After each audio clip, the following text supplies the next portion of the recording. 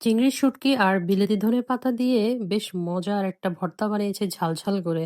ঠান্ডার সময় কিন্তু এই ভর্তাটা বেশ লাগে খেতে। তো চুলায় হাঁড়ি বসিয়ে দিয়ে দিলাম রান্নার তেল, তারপরে দিয়ে দেবো শুকনো মরিচ। শুকনো মরিচগুলোকে বেশ ভালোভাবে কিন্তু মচমচে করে ভেজে নেব।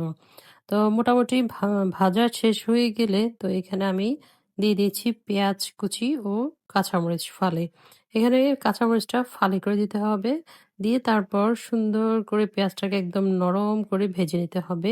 তেলটা কিন্তু সামান্যই দিয়েছি। তো জাস্ট সবকিছু একদম ভাজা হয়ে গেলে পেঁয়াজটা কিছুটা নরম হয়ে গেলেই হবে। জাস্ট কাঁচা গন্ধটা দূর হয়ে গেলেই উঠিয়ে নেব পেঁয়াজ আর মরিচগুলো। তারপর আরেকটু তেল দিয়ে দিলাম, দিয়ে এবার রসুন কুচি দিয়ে দিলাম। রসুন কুচিটাও আরো ৩ থেকে ৪ মিনিট ভেজে নেব। এই ভর্তায় কিন্তু রসুন কুচি, পেঁয়াজ কুচিগুলো কিন্তু সুন্দর করে ভেজে নিতে হবে।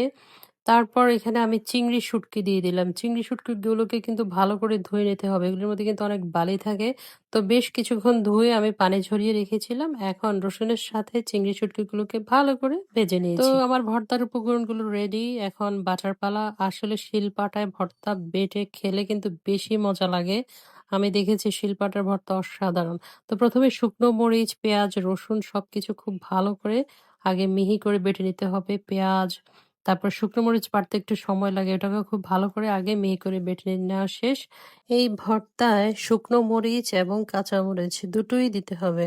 দুটোই ভালোভাবে তেলে ভেজে দিলে কিন্তু ভর্তার টেস্টটা অনেক বেশি ভালো আসে।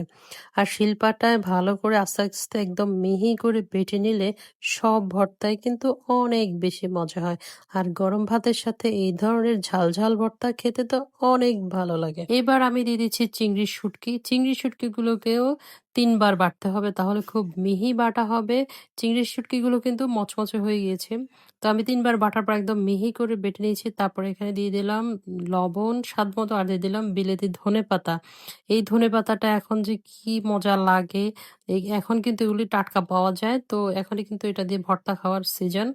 তো বেশ ভালো করে বেটে সবগুলো মিহি করে নিয়েছি। এই ভর্তাটা কিন্তু মিহি হবে, তাহলে ভালো লাগবে। ধনেপাতাটাও কিন্তু মিহি করে বেটে নিয়েছি। তারপর খুব ভালো করে হাত দিয়ে সবকিছু মেখে নিয়েছি। এই যে কি সুন্দর একটা ভর্তা হয়েছে। সবগুলো উপকরণ যখন একদম সুন্দর করে বাটা হয়ে যাবে তখন এগুলিকে একদম ভালো করে হাত দিয়ে পিছন দিকে এনে একদম ভালো করে মাখিয়ে নিতে হবে, যাতে করে ভর্তার সাথে সবগুলো মসলা এবং লবণ সবকিছু যেন একদম ভালো মিশিয়ে নিতে হবে। তাহলে ভর্তাটা খেতে বেশি ভালো লাগবে। তো মিশিয়ে নিয়ে আমি একটা বাটিতে তুলে নেব। আর এই ভর্তা গরম ভাত, লেবু, মসুর ডাল এগুলা দিয়ে মাখিয়ে খেতে ভালো লাগে। আবার এর সাথে একটা মাছের তরকারি হলে তো আর কথাই নেই।